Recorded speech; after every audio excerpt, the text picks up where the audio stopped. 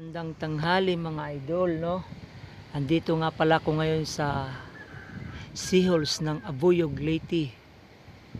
Nakikita nyo po yung ginagawa dito, no?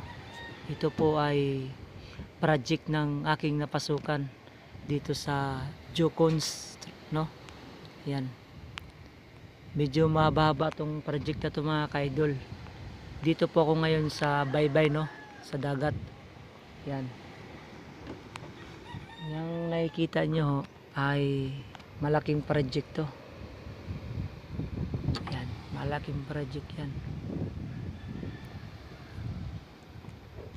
Sabi nila hanggang Javier daw to ang paggawa nito sa project na to, no.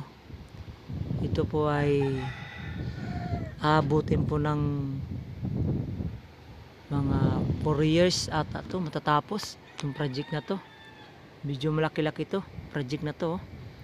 Yan, sa dulo kami nagtatambak niyan, sa dulo bato, lupa, baras hanggang doon yan, hanggang doon.